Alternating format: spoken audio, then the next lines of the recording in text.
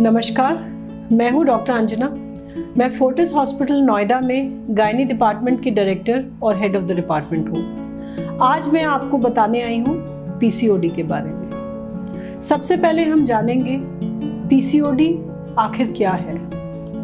PCOD यानी polycystic ovarian disease, कई बार हम इसको पॉलीसिस्टिक ओवेरियन सिंड्रोम के नाम से भी जानते हैं। देखा गया है कि यह डिजीज 40% महिला जो रिप्रोडक्टिव एज ग्रुप में है उनमें पाई जाती है। ये एक तरह का हार्मोनल इम्बैलेंस है जिसमें बहुत तरह के लक्षण एक महिला में देखे गए हैं। जो सबसे इम्पॉर्टेंट लक्षण है वो है पीरियड्स का इरेगुलर होना। कभी भी पीरियड्स आ जाते हैं, कभी भी रुक जाते हैं। कई बार 3-3 महीने तक भी पीरियड्स नहीं आते हैं और कई बार 2 पीरियड्स के बीच में बड़ी ही इरिटेटिंग स्पॉटिंग चलती रहती है। इसके अलावा अनएक्सप्लेन्ड वेट गेन, यानी हम कुछ ना भी ज़्यादा खा रहे हैं पर फिर भी हमारा वज़न बढ़ता ही जा रहा है। उसके अलावा हेयर फॉल, हमारे जो बाल हैं सिर के वो झड़ने शुरू हो जाते हैं और फेशियल हेयर्स बढ़ने लगते हैं, यानी जहाँ बाल होने चाहिए वहाँ नहीं है और जहाँ नहीं होते वहाँ आने लगते हैं। उसके अलावा इनफर्टिलिटी, हमें कंसीव करने में भी प्रॉब्लम हो जाती है। अब हम जानेंगे पीसीओडी के लक्षण क्या हैं।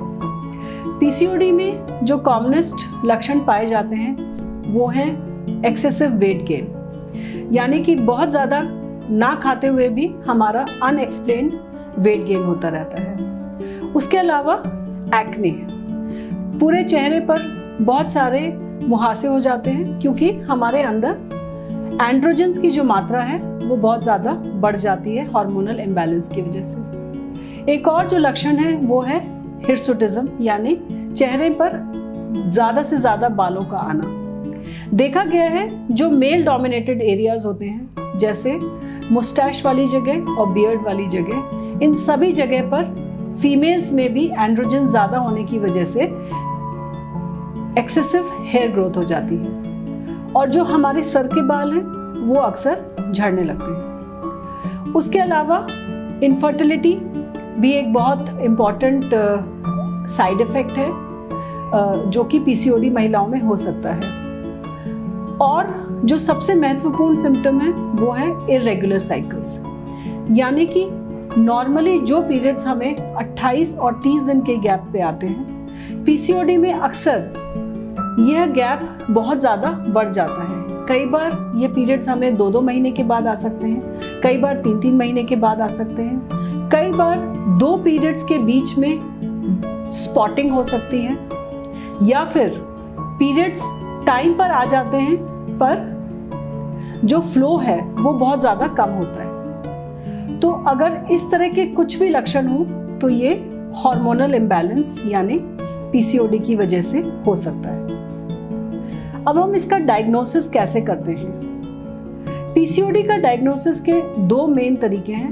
नंबर 1 एक है अल्ट्रासाउंड लोअर एब्डोमेन, जिससे कि हम ओवरीज के वॉल्यूम को नापते हैं और अगर ओवरीज का वॉल्यूम 9 cc से ज़्यादा है तो वो ओवरीज बल्की कहलाई जाती हैं और उनको हम पॉलीसिस्टिक ओवरीज कहते हैं। ये ओवरीज पॉलीसिस्टिक इसलिए कही जाती हैं क्योंकि इनमें छोटी छोटी सिस्ट्स बहुत ज़्यादा मात्रा में हो जाती हैं और जिससे कि हार्मोनल इम्बैलेंस होता है। उसके अलावा हम पीरियड के सेकेंड डे पे हार्मोनल एनालिसिस करके, जो कि ब्लड के द्वारा किया जाता है, उससे भी हम हार्मोनल प्रोफाइल निकाल के पीसीओडी का डायग्नोसिस कर सकते हैं। कुछ हार्मोन्स हैं जैसे इंसुलिन, एलएच, एंड्रोजन्स, जो कि पीसीओडी महिलाओं में बढ़ जाते हैं।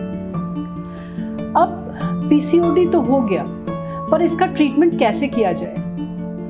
अब क्योंकि हमारी 40% महिलाएं इस प्रॉब्लम से ग्रसित हैं, तो हमें इसका ट्रीटमेंट भी बहुत ही एक वेल प्लान मैनर में करना पड़ता है। हमारे ट्रीटमेंट के 3 पिलर्स हैं। नंबर 1 है मेडिसिन, नंबर 2 है एक्सरसाइज और नंबर 3 है डाइट। ये तीनों ही चीज़ों को हम एक साथ मिलाकर ट्रीटमेंट को आगे प्लान करते हैं। जो मेडिसिन्स हैं वो हैं बेसिकली जो ओरल कॉन्ट्रासेप्टिव पिल्स, जो 21 दिन वाली गोलियां होती हैं। और कहा जाता है कि जो भी एग्जिस्टिंग वेट है फीमेल का, उसमें उसको कम से कम 15% अपना वेट लॉस करना पड़ता है अगर उसको पीसीओडी से निजात पानी हो।